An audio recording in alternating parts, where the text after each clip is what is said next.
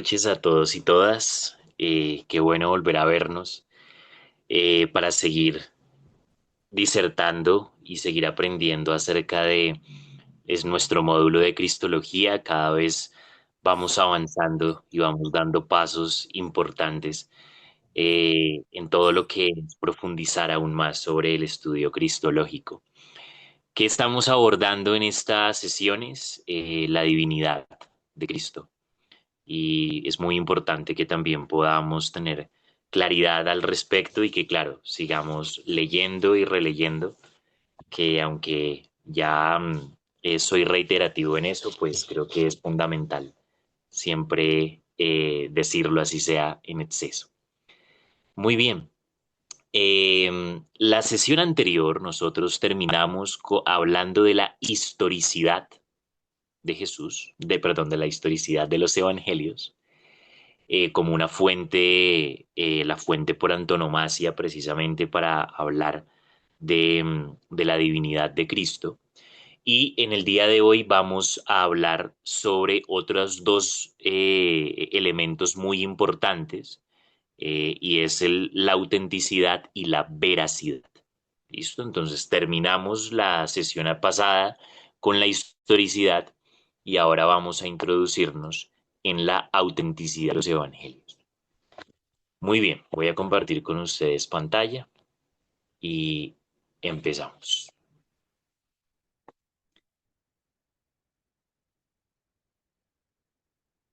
Listo. Bueno, entonces vamos a denominar esta sesión de hoy el expediente de los evangelios.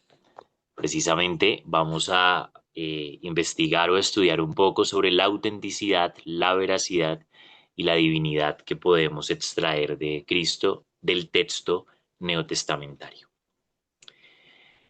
Bueno, aquí nos podemos hacer una pregunta que es muy importante, ¿no? Y la pregunta es, ¿son los evangelios que leemos hoy los mismos que escribieron Mateo, Marcos, Lucas y Juan en el siglo primero?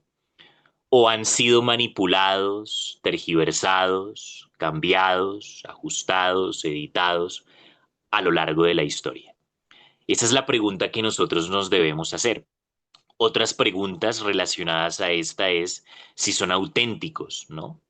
Porque vamos a hablar de autenticidad, entonces la cuestión que sale a la luz es qué tan auténticos son precisamente los evangelios a los cuales nosotros nos hemos acercado y que seguramente son familiares para nosotros. Hay que decir algo importante y es que hasta la invención de la imprenta en el siglo XV, la cultura escrita dependía de la transmisión manual. Entonces, un códice antiguo estaba a merced de cualquier copista aficionado o profesional, ¿sí? Entonces, antes de la imprenta, pues, realmente la técnica estaba precisamente recopilado, los documentos se recopilaban en códices, mayúsculos o minúsculos, o también de diferentes tipos, pero pues hasta la invención de la imprenta, pues la transmisión era oral, ¿no? O bueno, la transmisión era manual, perdón, en este caso. Así que iniciamos justamente con esa pregunta. Bien, pero esta pregunta es muy importante porque la cuestión acerca de la autenticidad de los evangelios es determinante, porque toda argumentación a favor de la persona de Jesucristo podría ser puesta en duda si los textos de los evangelios no fueran auténticos y hubiesen sido manipulados a lo largo de la historia. Es decir, que nosotros tratemos de argumentar a favor de la persona de Jesucristo y resulta que los evangelios como fuente de que expresa su divinidad no fuesen auténticos, pues eso pondría en duda cualquier argumento, cualquier disertación que nosotros tuviésemos al respecto. Sin embargo, hablar de la autenticidad de los textos sagrados no es solamente algo que le atañe a la Biblia, sino también a cualquier otro tipo, a cualquier otra obra de la literatura antigua. Vamos a empezar con lo siguiente, y es el hecho de que, eh, pues, como les mencionaba, como el texto ha pasado también por diferentes etapas, pues en la antigüedad habían escribanos profesionales, habían copistas profesionales, pero también los había aficionados. Entonces, alrededor de eso se podían presentar diferentes errores que, como ustedes lo ven en la tabla, podían ser de carácter voluntario o involuntario y también podían ser errores de tipo técnico o editorial e ideológico. Un error involuntario y de carácter técnico podía ser la aplografía y la fatiga, ¿no? Entonces los copistas, después de largas horas de trabajo, pues podían cansarse, podían fatigarse, y eso los podía llevar, por ejemplo, a saltarse líneas, ¿no? Como es el caso del Códice Sinaítico, ¿no? Donde, por ejemplo, se pasaban ciertas frases, omitían ciertas palabras. También encontramos errores de carácter involuntario, de tipo ideológico editorial, como puede ser la falsa erudición, donde, por ejemplo, se incorporaban o se agregaban notas marginales de lectores anteriores al texto principal, o se corregía el texto a la versión de otros textos más conocidos, ¿no? Como es el caso del Padre Nuestro. Encontramos también errores voluntarios, ¿no? Ya intencionales, de tipo técnico, como es el caso del itacismo, donde el texto abordaba de que se refería a la confusión fonética al escribir al dictado, ¿no? Vocales que en el griego sonaban igual, ¿no? Entonces se generaba esa confusión y pues eso daba lugar a ciertos errores. Y también encontramos errores voluntarios, de carácter voluntario, de tipo ideológico editorial, como la manipulación deliberada. Entonces, las alteraciones, como fue el caso de Marción, que eliminó ciertas referencias judías del texto, pero que también hubo una disputa ahí con Tertuliano, ¿sí? Donde Tertuliano también como que de alguna manera acomoda el texto para defender sus argumentos, ¿no? Y frente a eso San Jerónimo precisamente como que eh, amonesta, ¿no? A Tertuliano por tratar de escribir o tratar de acomodar el texto para favorecer sus argumentos. Entonces, aquí encontramos diferentes tipos de errores que se podían presentar en el momento de copiar los documentos, ¿no? En el momento de escribirlos. Y estos errores podían sucederle tanto a los más profesionales como también a los más inexpertos o aficionados. Habían escuelas de copistas, es verdad, pero todos los textos también, como eran de uso de las personas, inclusive también del común, pues también se podían cometer errores propios de la falta de rigurosidad en el momento de copiar los textos. Y para eso, pues me gustaría ejemplificarlo con lo siguiente. Entonces, vamos a ver si nos permite escuchar. Me gustaría que pudieran escucharlo a través de un programa que seguramente es muy conocido, es de la cultura popular, pero seguramente va a ejemplificar muy bien este caso. Entonces, vamos a ver si me permite compartir el audio.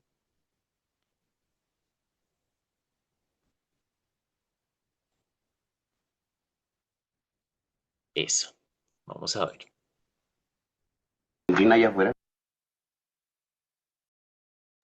Bueno, ese es un pequeño ejemplo de, de los errores que podían presentarse en el caso de los copistas en el momento de escribir, pues obviamente eh, producto de la fatiga, producto del cansancio o de los errores que ya vimos, ya podía haber sido también una manipulación liberada, pero pues una forma de ilustrar precisamente los errores que se podían cometer en el momento de copiar un texto, ¿no? De escribirlo. Bien, Aquí pasamos a un tema bien importante también, y es hablar un poco acerca de la antigüedad de los textos, ¿no? Ahora hay que decir lo siguiente, y es que para confirmar la autenticidad del Nuevo Testamento debemos remitirnos a ciertos datos, ¿no? Se puede inventariar alrededor de 5.400 copias de textos griegos más o menos completos, que se dividen de la siguiente manera: 116 papiros, 300 códices mayúsculos, 2.800 códices minúsculos, 2.084 leccionarios. Todos estos documentos superan en gran número otras obras de la antigüedad, como por ejemplo las obras de Virgilio o de Horacio, o la Guerra de las Galias de Julio César. Si nosotros comparamos precisamente el número de copias que encontramos del Nuevo Testamento versus las copias que podemos encontrar de otras obras de la literatura antigua, pues claramente las copias del Nuevo Testamento las superan en demasía, las superan en número. Pero también hay otro tema, y es el de la antigüedad, ¿no? Entonces, la antigüedad de los escritos neotestamentarios que se conservan también supera inmensamente la fecha de los demás escritos de la cultura secular. Eh, por ejemplo, el caso de Platón, ¿no? Entonces encontramos de que los documentos atribuidos a Platón datan o por lo menos tienen como un tiempo de extensión de 1.400 años, es decir, desde el documento original hasta las copias encontradas, desde el momento en el que Platón lo pudo haber escrito, hasta cuando se encontraron pasaron 1.400 años. Eso es un montón de tiempo. Desde el momento en el que se escribió, por ejemplo, las obras de Virgilio o de Horacio, en el momento en el que lo escribieron, a las copias que se encontraron pasaron entre 400 a 800 años, y las copias que se encontraron pues fueron escasas. Entonces, esa brecha de tiempo es muy importante al tenerlo presente. Ahora, se disponen de fragmentos del Evangelio de San Juan del año 125, lo que aproximadamente le separa apenas unos 30 años desde su composición. ¿Se dan cuenta la diferencia? Que las copias encontradas de los textos neotestamentarios pues no tuvieron mucho tiempo desde su composición hasta las copias que se encontraron, versus o en contraste con otras obras de la literatura antigua y que también son altamente reconocidas. Así que el argumento de la antigüedad es también muy importante cuando vamos a hablar precisamente de la autenticidad de los textos neotestamentarios. Hay otro argumento importante, y es el siguiente, y es que esa abundancia de documentos, que, reitero, unos fueron escritos por buenos escribanos y otros por aficionados, también hace que nosotros, trae como conclusión lo siguiente, y es que se transmiten alrededor de 150.000 variantes. 150.000 variantes que han pasado también por errores ortográficos y de puntuación, ¿sí? Como ya lo hablamos y como también ustedes lo pudieron ver de manera ilustrativa con el video del Chavo, por errores como el itacismo, las faltas de ortografía, acentos, pero también hubo supresiones, ¿no? Ciertas citas, ciertas frases que se suprimieron, así como ciertos añadidos menores. Pero todo esto no tuvo un impacto significativo en las enseñanzas o en las verdades esenciales. Y esto creo que es muy importante que lo tengan presente. Y es que ninguna de las verdades cristianas queda afectada por estas variantes. Ahora, hay por lo menos 5 textos en debate, que son los que ustedes pueden ver ahí, como el caso de Primera de Juan, capítulo 5 de los versos 7 al 8. ¿Hay textos en debate? Sí, los hay, pero a pesar de todas las variantes que se han presentado, no afectan las verdades cristianas esenciales. Joseph Ratzinger decía que la esencia de la Sagrada Escritura sigue siendo inalterable. Su auténtica sustancia está ahí. Así que podemos concluir que es científicamente cierto que nos encontramos con unos textos auténticos, de forma que cuando nosotros estamos leyendo los evangelios, leemos lo que realmente escribieron estos cuatro autores. Ahora, ya que hemos hablado de la historicidad en la sesión anterior y de la autenticidad, de la autenticidad, ahora vamos a hablar de la veracidad, ¿no? ¿Qué tan veraz es lo que son los evangelios? Porque podemos de alguna manera comprobar su historicidad, podemos comprobar su autenticidad, pero ¿qué tan cierto es eso que está narrando ahí? ¿No? Entonces, eso es lo que precisamente también vamos a abordar en esta sesión. Bien, así que frente a esto también nos encontramos con otras cuestiones que debemos analizar. Y una de ellas es muy importante, la resurrección. El apóstol es conocida la mención del apóstol Pablo cuando dice que si Cristo no hubiese resucitado, en vano sería nuestra fe. Desde allí, entonces, debemos leer los evangelios. Los evangelios debemos leerlos a la luz del hecho extraordinario de la resurrección. Cada parábola, cada milagro, la pasión de Cristo, todo eso lo debemos leer a la luz de la resurrección. Quizás podríamos decir es el principio hermenéutico para poder leer precisamente los evangelios. Quizás no, es el principio hermenéutico para leer los evangelios. Leerlo a la luz de la resurrección, interpretarlo a la luz del hecho extraordinario de la resurrección.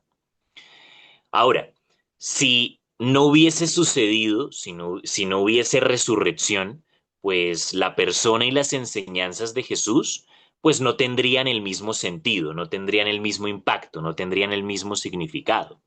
Jesús habría podido ser un embaucador o un iluminado como le acusaban sus enemigos, pero ese carácter de divinidad no tendría el mismo sentido sin la resurrección como ese hecho extraordinario en Cristo.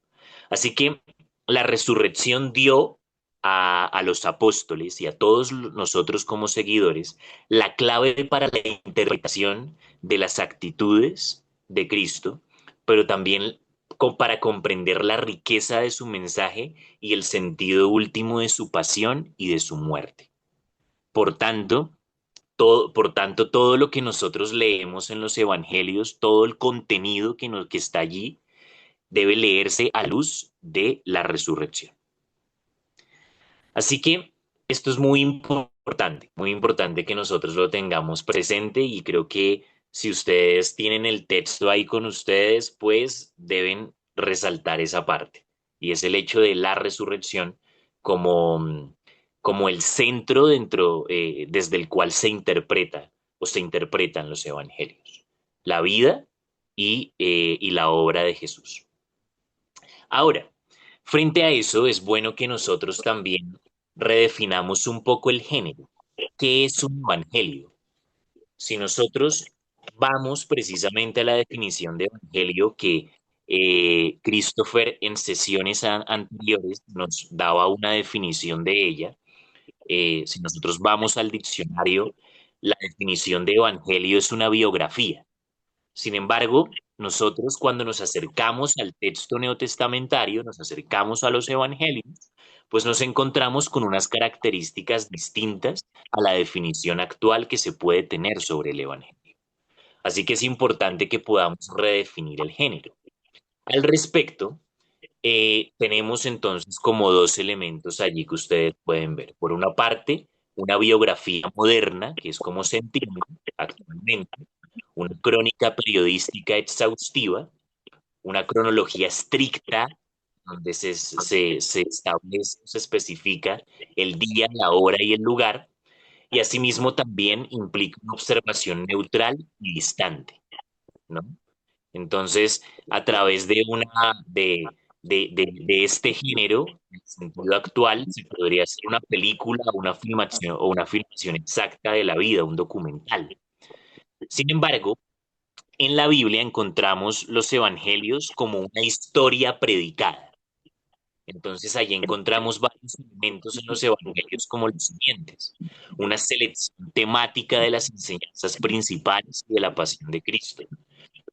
Hay cronología, sí, porque si ustedes se dan cuenta, por ejemplo, en el caso de Lucas, se sitúa dentro de un espacio o dentro de un contexto sociopolítico, ¿no?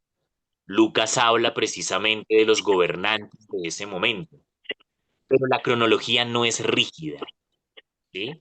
No es estricta como en una biografía moderna. También otro elemento de los evangelios en el texto sagrado es la aplicación concreta a la vida de las comunidades, ¿no?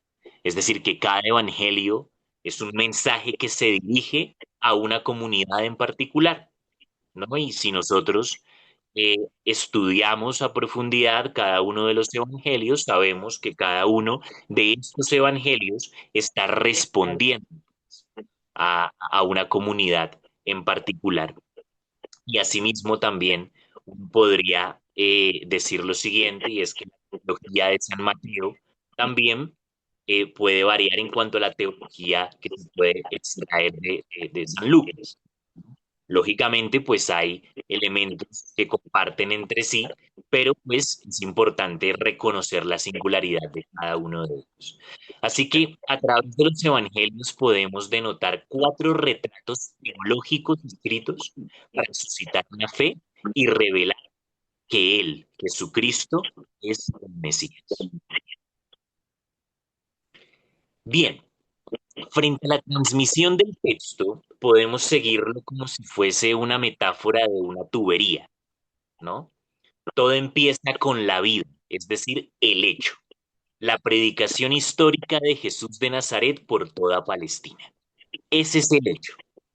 ¿Qué pasa por un catalizador? ¿No? El catalizador es la resurrección, la ascensión y el Pentecostés. De allí la importancia de la resurrección como centro interpretativo de la vida y obra de Jesús. Los apóstoles logran penetrar en el sentido profundo de su doctrina. Luego de eso vamos a una catequesis oral, ¿no? Entonces ya es la predicación apostólica, ¿no? Para responder a las necesidades de las primeras comunidades. Ejemplo, el Marcos recogiendo a Pedro y Lucas recogiendo a Pablo. ¿Sí? Son las fuentes, ¿no? Marcos recoge a Pedro como testigo ocular, en este caso, y Lucas recoge a Pablo. Finalmente, una síntesis escrita que se da en el texto, ¿no? Los cuatro evangelistas seleccionan, sintetizan y profundizan la memoria de los testigos oculares. Bien, aquí debemos hablar precisamente de los testigos oculares, ¿no? La garantía que nos dan los testigos oculares. Disculpen, hago una pequeña pausa y escucho un sonido. Alguien tiene activado el micrófono y está interfiriendo un poco con la exposición. Le ruego a la persona que sea que por favor lo es eso. Muchísimas gracias. Bien, entonces, hablando de los testigos oculares, debemos pues hablar cuál es la garantía de ellos, ¿no? ¿Cuál es la garantía de los testigos oculares? Yo creo que eh, no hay que analizarlo a profundidad para saber pues que los testigos oculares son muy importantes en cuanto a lo que puedan testificar sobre los hechos, ¿no? Hablando justamente de la veracidad. En este caso, encontramos el ejemplo de Lucas, ¿no? El historiador. Me ha parecido también a mí, después de informarme exactamente de todo desde los orígenes, escribirte ordenadamente según nos han transmitido lo que desde el principio fueron testigos oculares. Es decir, que cuando Lucas le escribe a Teófilo, ¿no? Y, de manera ordenada lo que ha sucedido, los hechos, se está basando en lo que los testigos oculares transmitieron. ¿Mm? En el prólogo de Primera de Juan dice, lo que hemos oído, lo que hemos visto con nuestros ojos, lo que hemos contemplado y palpado con nuestras manos, se los anunciamos. Yo creo que aquí Juan es supremamente explícito, ¿no? En el prólogo de Primera de Juan es muy explícito, precisamente en que lo que se está transmitiendo en los evangelios, en lo que se está transmitiendo en el Nuevo Testamento, no es algo inventado, sino que es algo de lo que ellos vieron, contemplaron, palparon, oyeron directamente. Así que aquí encontramos una prueba de la supervivencia, y es que estos escritos se dieron cuando aún vivían los testigos. Es el caso, por ejemplo, de Pablo, cuando en Primera de Corintios 15:5, seguramente ustedes lo han leído, dice que aún viven muchos de los 500 hermanos que vieron a Cristo resucitado, ¿no? Entonces Jesucristo, luego de resucitarse, apareció a diferentes personas, recordarán ustedes, y Pablo menciona que se apareció a 500 hermanos, de los que aún vivían en el momento en el que él eh, escribe esta epístola. Y también importante decir que cualquier ficción habría sido refutada inmediatamente si no hubiese tenido la presencia de estos testigos oculares. Y aquí pasamos a un asunto importante y es precisamente la paradoja de la divinidad, ¿no? Los evangelios claramente muestran la divinidad de Jesús y la veracidad de sus afirmaciones, ¿no? Y aquí nos encontramos obviamente con afirmaciones que son muy relevantes, ¿no? En el caso de Cristo. Jesucristo afirma de modo expreso que Él era Dios. ¿Mm? Y en los evangelios precisamente lo expresan como que Jesús, bueno, Jesús no menciona, o por lo menos los evangelios no mencionan la expresión tal cual de que Jesús dice yo soy Dios, pero se puede deducir también a través de diferentes, analizando a profundidad diferentes textos, ¿no? En el Nuevo Testamento. Por ejemplo, en Juan, capítulo 10 verso 33 dice, por ninguna obra buena te apedreamos, sino por la blasfemia, porque tú siendo hombre te haces Dios. Claro, eso genera un gran escándalo, pero allí se puede deducir justamente que Jesucristo pues afirma sobre sí mismo ser Dios. Eh, Asimismo, también lo encontramos cuando ante el sumo sacerdote dice, te conjuro por Dios vivo a que nos digas si tú eres el Mesías, el Hijo de Dios. Y Jesucristo le responde, tú lo has dicho, ¿no? Entonces allí no, Jesús no dice explícitamente yo soy Dios, sí, pero pues claramente se deduce a través de estos textos, donde se muestra precisamente la divinidad de Jesús. Mm, ahora bien, sobre eso es importante también hablar de lo siguiente y es la ipsísima verba, ¿no? Y es lo que se conoce como la auténtica palabra de Dios, es decir, lo que Jesús pudo haber pronunciado literalmente, ¿no? Y aquí nos podemos hacer la siguiente pregunta y es, ¿cómo saben los exégetas modernos qué palabras pronunció literalmente Jesús? Eso es súper interesante, ¿no? Bueno, se utilizan diferentes criterios para tratar de determinarlo. Eh, Primero, cuando dice yo os digo, la autoridad en primera persona, es el primer elemento. El segundo elemento es la intimidad divina, cuando se dirige a Dios directamente, como Abba o Padre. Tercero, el llamado absoluto, cuando dice vengan en pos de mí. Cuarto, la discontinuidad, ¿no? Cuando rompe con el judaísmo antiguo y dice, se dijo a los antiguos, pero yo os digo. Quinto, las sentencias absolutas, o conmigo o contra mí, ¿sí? Y sexto, la centralidad del mensaje, cuando se pone a sí mismo como eje del juicio, el que me rechaza, ¿sí? A mí. Entonces, estos criterios son los que los exégetas modernos utilizan para tratar de determinar las palabras que Jesús pudo haber pronunciado literalmente y que encontramos también en el texto sagrado, que encontramos también en los evangelios. Asimismo, también la condición divina se deduce de los títulos que Jesucristo mismo se aplica, ¿no? Entonces, como Hijo del Hombre, o Cristo, o Hijo de Dios, o Señor, ¿no? Esos son los títulos más repetidos entre los teólogos.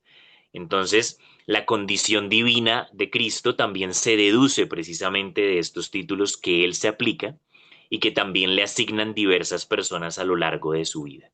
Hijo del hombre, Cristo, Hijo de Dios, Señor. Sobre eso, eh, también es importante mencionar aquellas expresiones en las que Jesús también confiesa su intimidad con el Padre. Entonces, si ustedes se dan cuenta, también hay una igualdad precisamente con el Padre, ¿no? Entonces, origen, el elemento del origen. Yo salí de ti, yo he salido del Padre y vine al mundo. Entonces, cuando se identifica o confiesa su intimidad de ser con el Padre, ahí ya se está deduciendo también su divinidad. En la unidad, yo estoy en el Padre y el Padre en mí. En la gloria eterna, glorifícame tú a tu lado con la gloria que tuve junto a ti antes de que el mundo existiera. El conocimiento exclusivo, nadie conoce al Padre sino el Hijo, y aquel a quien el Hijo quiere revelárselo. Y en la visión, el que me ha visto a mí, ha visto al Padre. Aquí encontramos una ecuación de igualdad, ¿no? Y precisamente esas expresiones de Jesús en las que se identifica, en las que confiesa su intimidad con el ser, de ser con el Padre, pues allí también se deduce su divinidad. Pero también Jesús adopta actitudes que muestran claramente que él quiere expresar y destacar su condición divina.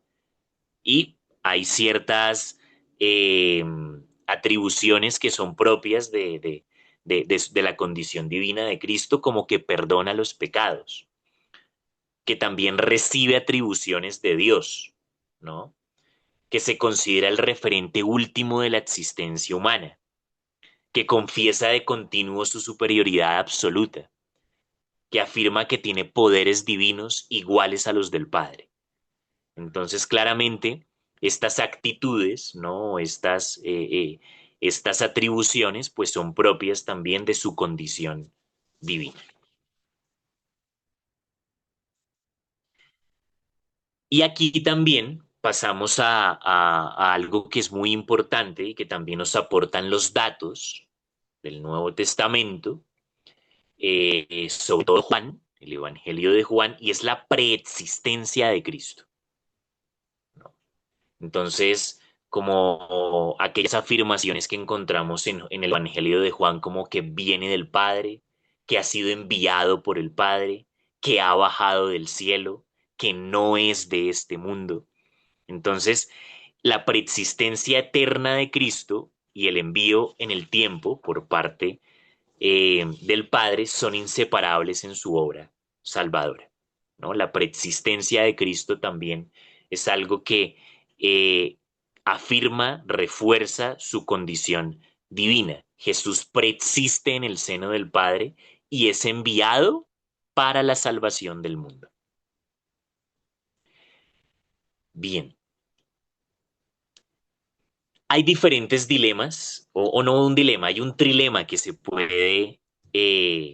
que se puede deducir precisamente de, de, de Jesús, de Jesucristo, y es el hecho de que pudieron haber pasado tres cosas con Jesucristo.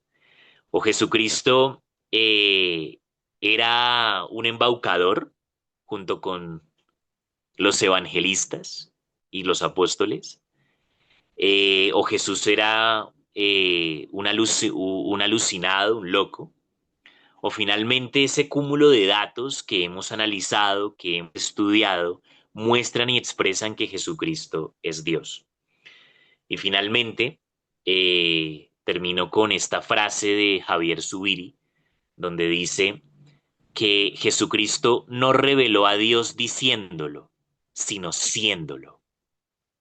Y aquí traigo a colación también algo que aprendimos en módulos anteriores, y es que aquello que ha traído Jesús es a Dios mismo, a nosotros. En este texto o en este capítulo que nosotros abordamos hoy, también se habla de cómo otros textos de los padres apostólicos, de los apologistas del siglo segundo, otras obras también muy importantes de la tradición cristiana, reafirman o recogen lo que los textos neotestamentarios afirman y lo que las comunidades cristianas del primer siglo también confiesan sobre la divinidad de Jesús. Así que con esto terminamos nuestro tema del día de hoy y seguiremos abordando la divinidad de Jesús en posterior, en la siguiente sesión. Muchísimas gracias.